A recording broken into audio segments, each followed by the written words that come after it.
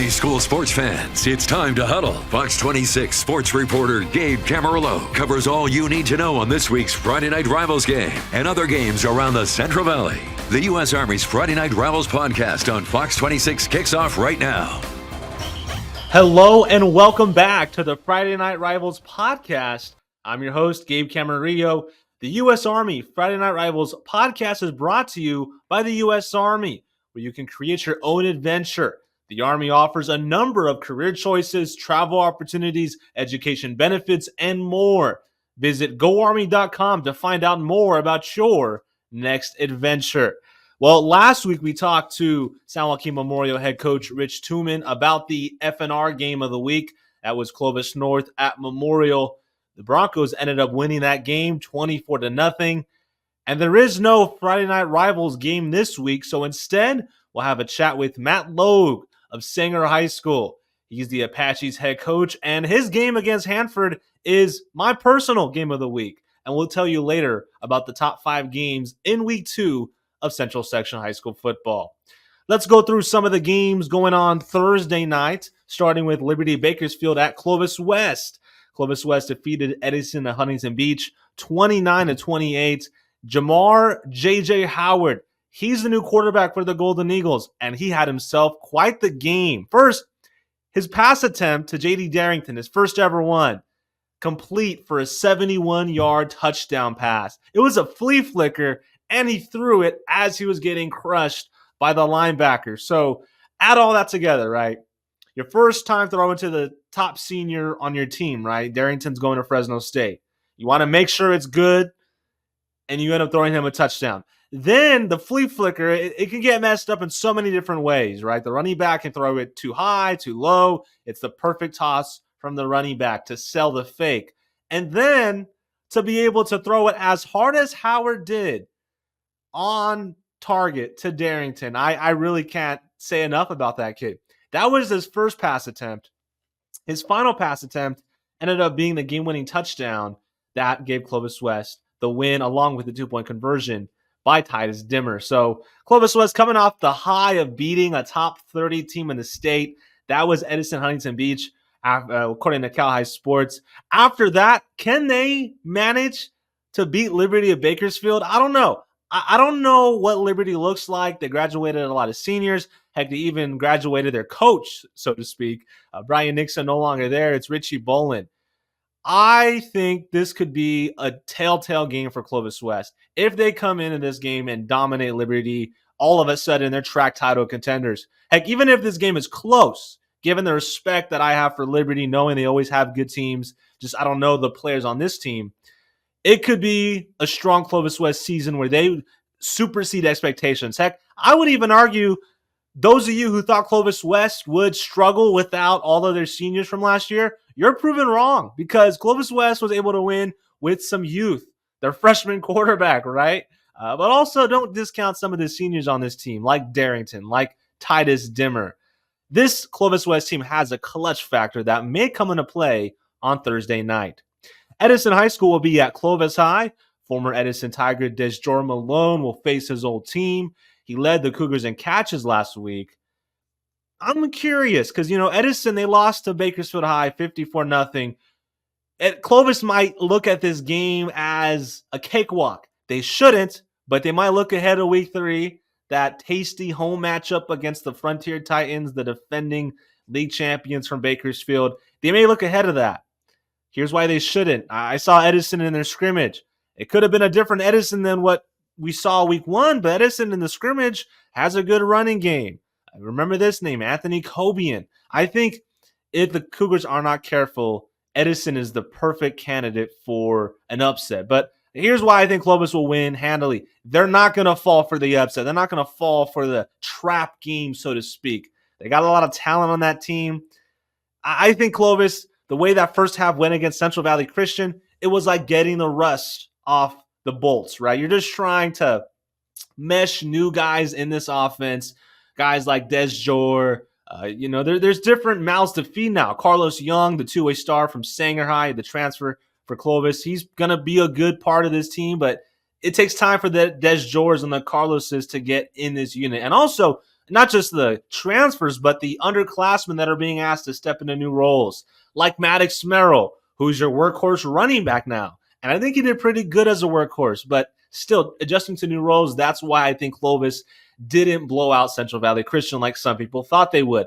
We'll talk about CVC in a moment too, because it could also be that the Cavs are better than we thought. The way the schedule lined up for Clovis is actually really good for them too, to have this meshing going on, to have the chemistry building, because their first 3 games are at home and 4 of their first 5 are at home. So it doesn't get much easier than that for Clovis, this non-conference slate.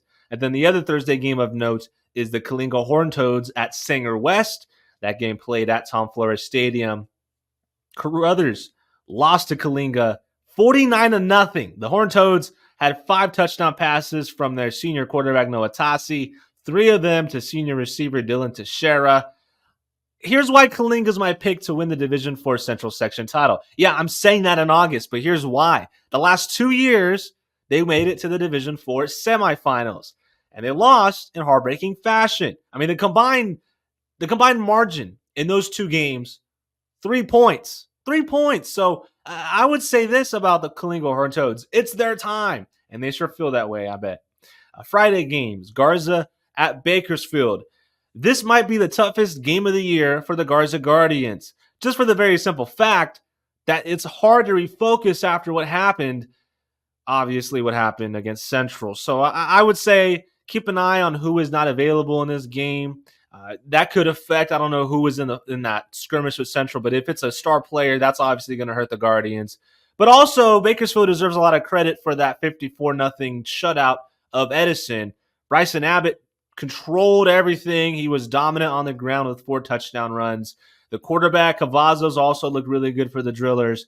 Maybe Bakersfield is back. We'll see. If they beat Garza handily, it'll add to that argument. Another game of note in the CMAC, you got the Madera Coyotes at Matilda Torres, the first ever game at Torres' new state-of-the-art stadium, Toro Stadium. Kerman is at Carruthers.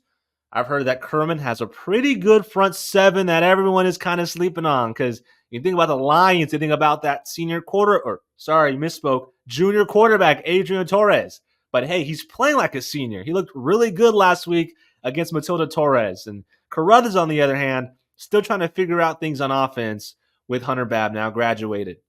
Speaking of Carruthers, other Northwest Sequoia League teams in action on Friday. You got Liberty Madera, the Hawks, at the Mendota Aztecs, and the Fowler Redcats hosting the Fireball Eagles. Tulare Western is traveling to Central Valley Christian on Friday, 7:30 kickoff. I have CVC as the overachieving team of the year. You consider this. They got a new quarterback, new running back, same receivers, but a new O-line. They were in it for a half and maybe even more than that against Clovis High School. Now, Clovis High, as I mentioned, probably still trying to figure things out with all the newness to their offense and heck to their defense too. You don't just graduate a guy like Noah Luganville and expect the defense to look the same. But Central Valley Christian scored on that defense with a methodical approach, good outlet passes, swing passes to the running back, Micah Payton. I like what I saw from Nathan Peters, the CVC quarterback. So that's why I have them as my overachieving team of the year. It also doesn't hurt that they replaced one legendary coach in Mason Hughes with another legendary coach in Don Arax. Doesn't get better than that for CVC. As far as their opponent, Tulare Western, the Mustangs beat El Diamante 8-6. I think they'll have to score much more than 8 to beat the Cavs. Woodlake at Exeter. Woodlake won at Sierra Pacific last week on a blocked PAT. Doesn't get more dramatic than that. They thought they were going to overtime. Instead, they win their first game. Exeter, on the other hand, faced a talented team in Shafter. The Generals are defending. They would have been defending D4 champs. They were champs 2 years ago, lost that heartbreaker to Torres, and that was a faux pas by me. Exeter and Shafter, this game was closer than I think some people thought because everyone saw Shafter's returning talent, the quarterback Easy Osborne, the running back Chris Espinoza. They thought Shafter would control this game. Instead, Exeter made Shafter work for their yards. A lot of respect I gained for that Exeter defense. I already had respect for Kirsten Lamb. He's a heck of a coach out there in Exeter. But for them to perform the way they did And they also got that senior quarterback, Jacob Molina. Hey, the Monarchs are here. They're 0-1 and Willig's 1-0, but don't let that fool you. Exeter is the favorite in this one at home. And Dinuba, they're at Golden West. Golden West, heartbreak city for them last week, but that only fuels them in practice this week. Double overtime loss to Arroyo Grande. But some context for that game, okay? AG was Division 1 last year. Golden West, Division 3. So that tells you if Golden West is in the game against a D1 opponent, they must be pretty good. And now they have Dinuba coming to Visalia. All right, Kingsburg at Clovis East. This is a very interesting one. It's very interesting because it's, your Division 2, Division 3 school versus one of the top teams in Division 1. And I always find it interesting because that mythical upset is still to happen. Can a D3 school upset a D1 school? Can it happen this week? Well, Kingsburg looked the part last week when they beat Paso Robles 45-6, but Clovis East went to Salt Lake City, Utah, and left with a W. And it was kind of everybody that stepped up in this one. Blake Matthew had the shiny numbers with 2 touchdown catches to lead the team, and that was kind of his coming out party. Last year when he transferred from Bullard, hard to find yourself in the offense when there was so much coming back from the year prior. Aiden Wilson was still there. Matthew stepping up in Aiden Wilson's place. And then with Booker as well and Duval, the Fresno State commit, I think Clovis East has a legitimate argument for best receiver trio in the Valley with Harold Duval, Danielle Booker, and Blake Matthew. Now, keep that in mind when you're talking about what Kingsburg has to handle. Can they guard all 3 receivers? Can they rush Ty Miller? Can they stop the run that's so powerful with hard-hitting Caleb Slocum and quick, shifty Lindsey Graves? That's a lot to ask. It reminds me of last year's game between Clovis East and Sanger the first time around, where it was early in the season and Sanger just couldn't control the jump balls to Harold Duval and the long passes to everyone else. Something similar might happen this time around at La Monica Stadium. But I have a lot of respect for Kingsburg because they always reload. And they graduated a lot last year. Max Workington, Kenyon Simpson, Bodie Verners, Dennis Gagnon. I can go on and on. A lot of guys gone from that Kingsburg team. But they still beat Paso Robles 45-6. So obviously they're doing pretty good still. Shout out David Wilson. I think he's going to keep this game close. But Clovis East will pull away in the second half. Kind of like what Clovis did at CVC last week. Just my opinion. Fresno at Selma, another Tri-County team in action. The Selma Bears hosting the Fresno High Warriors. Washington Union, they host Lemoore in their season opener. Panthers did not play last week. Lemoore, I was pleasantly surprised to see them so in control against Monache. I thought Monache might have something in them. After last year's 1-9 season, they probably would want to start this year out hot, but they couldn't. Lemoore run defense was so stout, and I thought Lemoore might take a step back just because of all the horses from years past that are not there anymore. Your Keontre Harris's, your Damian Hernandez, but hey, there's another Hernandez running the football, and this is a prove-it year for Lemoore. That so far they're looking like they can be another Division II title contender, like they were the past 2 seasons.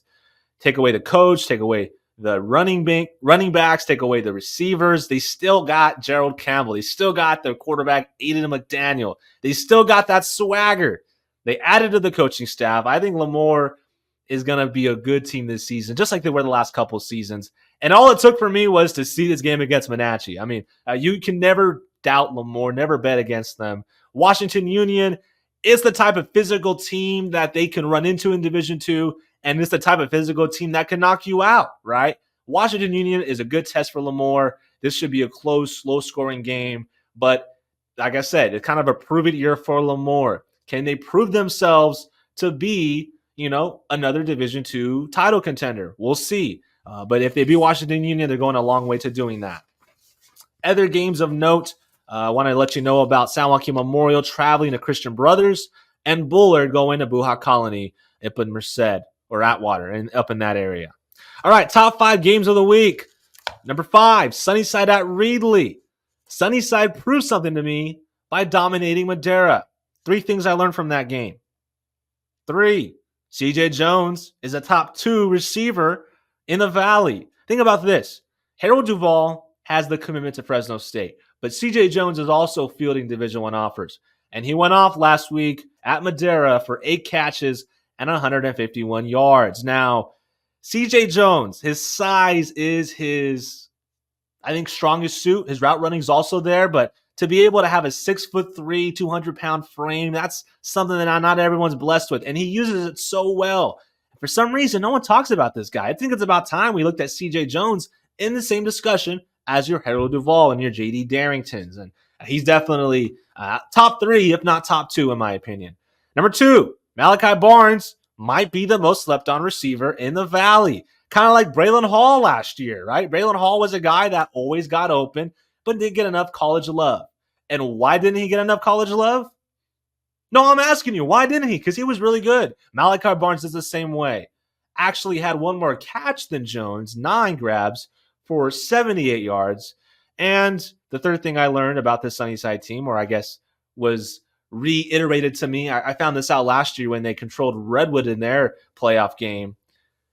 Their defense could play. I mean, they got an underrated defense that kind of gets overshadowed by the glitz and glamour of the offense. And, Tanner Wilson's a good quarterback, so he kind of steals the spotlight, but the defense is a really good defense. And we'll see how good they are against Reedley, because Reedley, they got a running attack, and they got some freshmen that aren't really looking like freshmen. I saw them against Fresno High.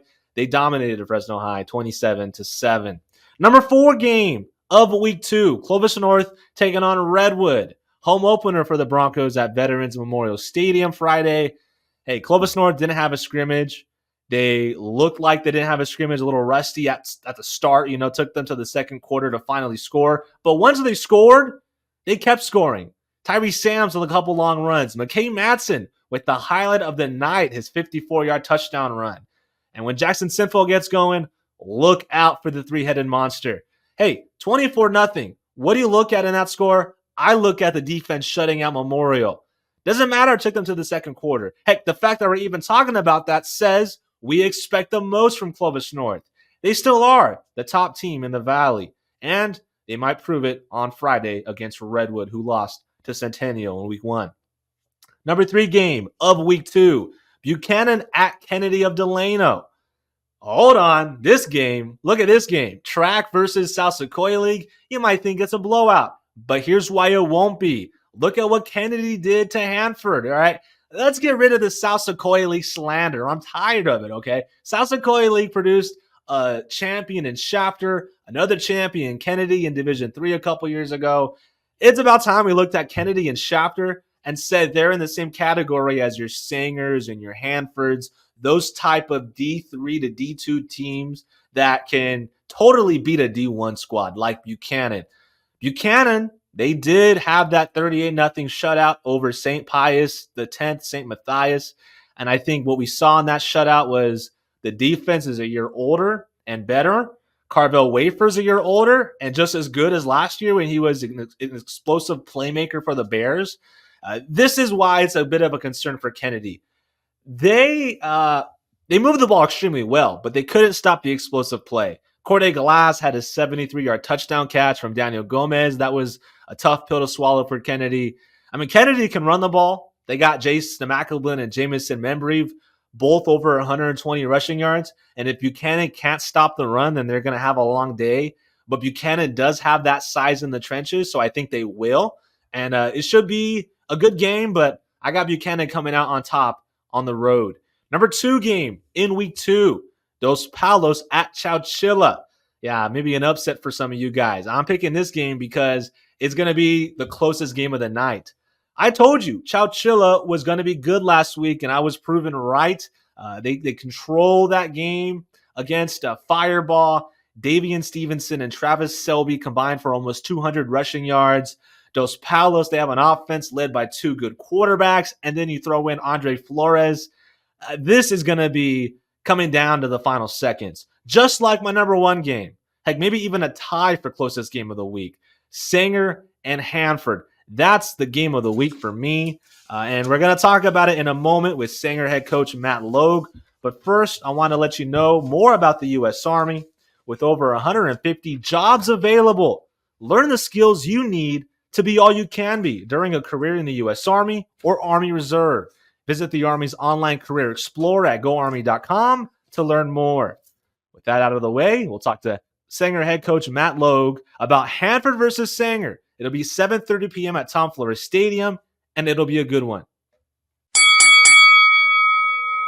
Yeah, this kind of game, it's going to be probably high scoring, Coach Logue. It's going to be, first of all, a small school battle because you and Hanford have played in Division I in past seasons. Yeah, that's last year. My first year we were D2. Last year we were D1, and I don't know the looks of it this year. We'll see what happens, but I hate it, but I think we're our school's only getting smaller, and with the new high school and all that, but it's kind of out of our control. But it is what it is. Yeah. Well, tell me about some of the guys you have on this year's team. A couple graduations that were pretty big. I know you're going to miss Izzy Robles, but who's stepping in for Izzy and who's stepping in for the other guys? We definitely lost, a lot of leadership, a lot of senior guys, a lot of playmakers. But we do have some guys filling in very well. You mentioned Izzy, Cropper. Our quarterback Jaden was a leader for us on both sides of the ball. We lost two big linemen, Nate Velasquez and Adrian Sosa, but just to name some of those guys we lost. But this year, one guy who's really, really stepped up, obviously everyone knows about Baker, but number 4, Jacob Niemeyer has been, just absolutely phenomenal. And 7-on-7 is not real football, but you can see things that will translate onto the, into the real football game. And excuse me, he's been great. I've said I've seen a lot of guys go to speed training, but I feel like his might be the best, the biggest difference I've ever seen from a guy go to speed training to actually it paying off when you just watch him run. You can tell how much faster he is. Luke Bouse, whose brother plays at Fresno State, last year kind of wanted to play some receiver, but we were so loaded at that position. He kind of had to work at some tight end, but with some of the departures, he's gotten to step up at some receiver, also plays outside linebacker for us. A kid named Jonathan Castry-Hones filling in the other safety spot where Cropper kind of left, and Niemeyer moved from outside linebacker to safety. O-line wise, we have some guys that were with us last year that were sophomores that are going to be juniors that are going to help us out. A big one is Raymundo. I'm going blank. Raymundo, we just call him Raymundo all the time.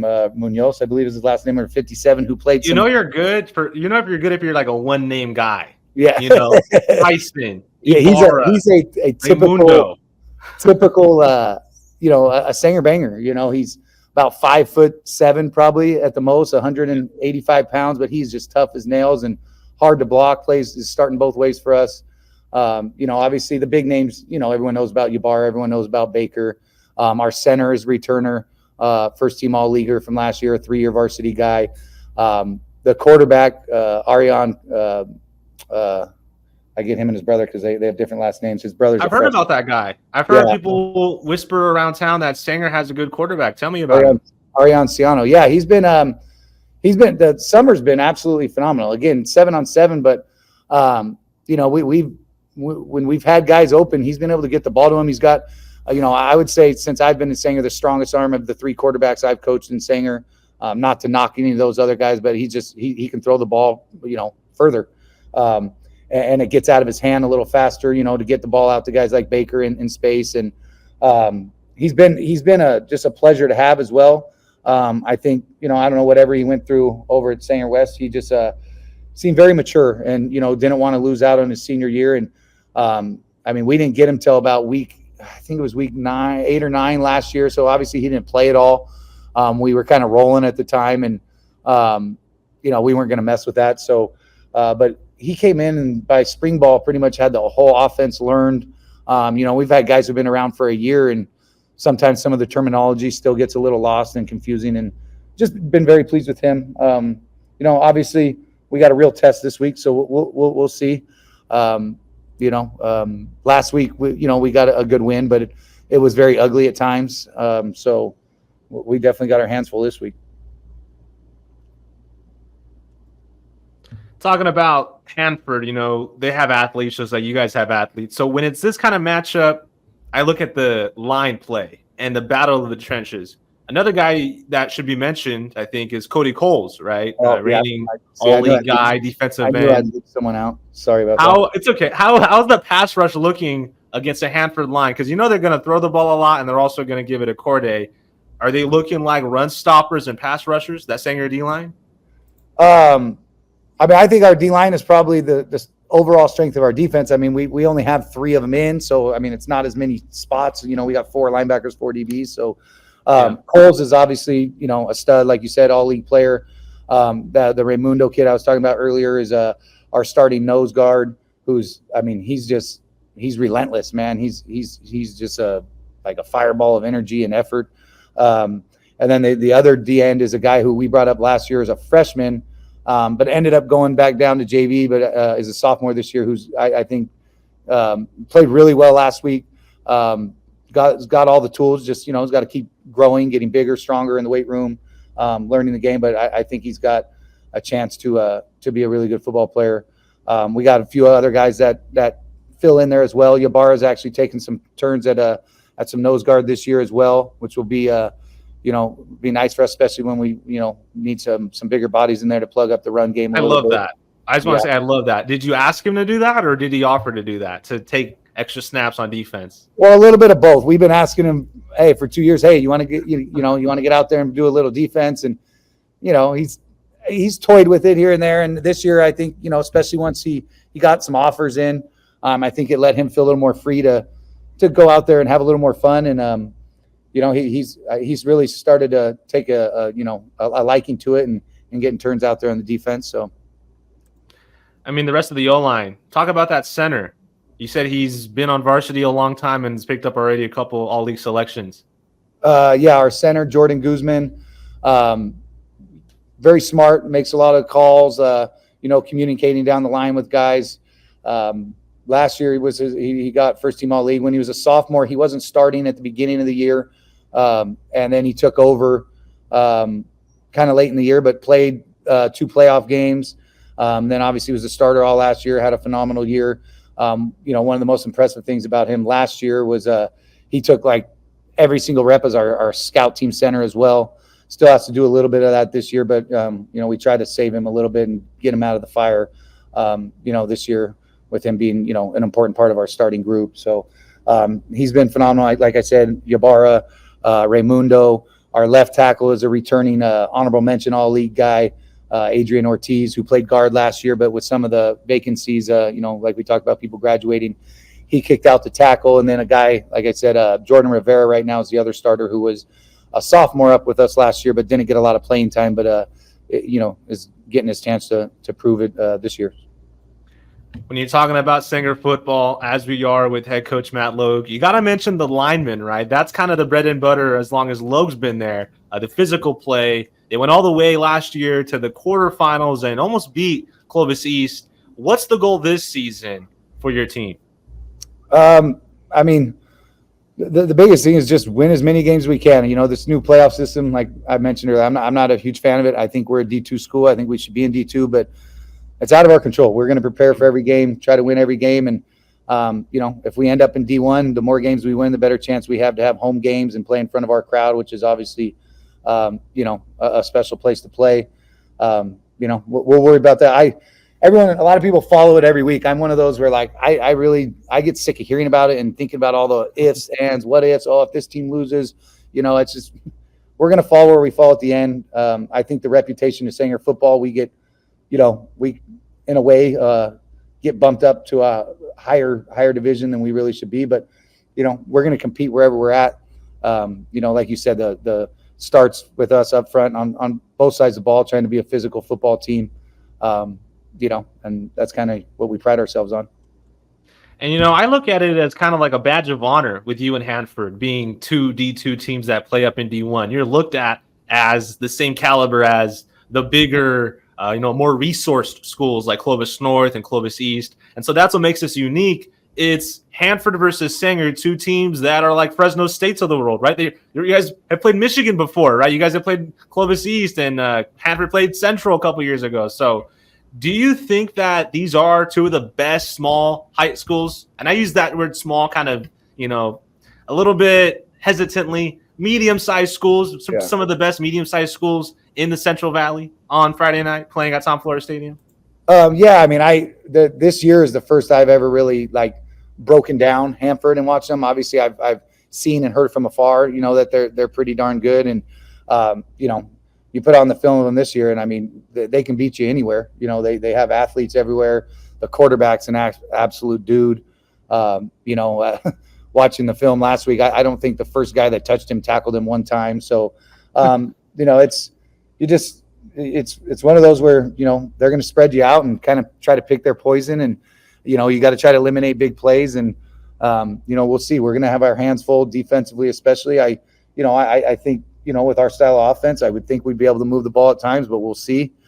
We got to be able to, for us, everything starts with being able to establish the ground game. And, hopefully we're the more physical team and able to do that offensively.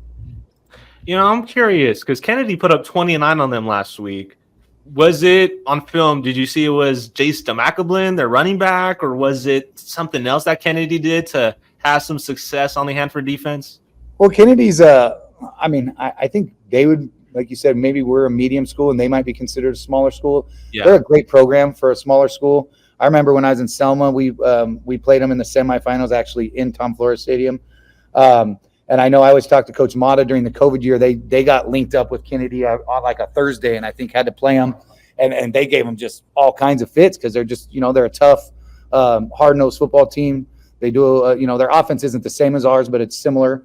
They just did a good job executing some plays. The only one that was kind of funny was I think the corner on one of them didn't even see that there was a receiver out there, so no one covered the receiver, and they had already kind of gotten into Hanford territory, but they just flicked one out there to the receiver, and no one was covering him, so that was one of their touchdowns. But no, they made a lot of good plays. They're a good, hard, scrappy football team, but I just think the talent level, as the game went on, was a little bit overmatched. Right. Kennedy is like a Division III school, and you guys are D1, D2 bubble teams. And the stadium on Friday, I want to hear about that before I let you go. Tom Flores Stadium with one side full of Sanger fans, and Hanford travels well. What kind of atmosphere would fans expect if they go to this game on Friday?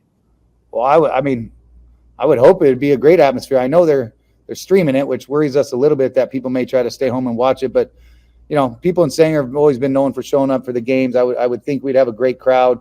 All the different rankings, no matter where you look, we're both top 10 teams in the section, both talented teams, a lot of good football players, a lot of guys that'll be playing on Saturdays eventually.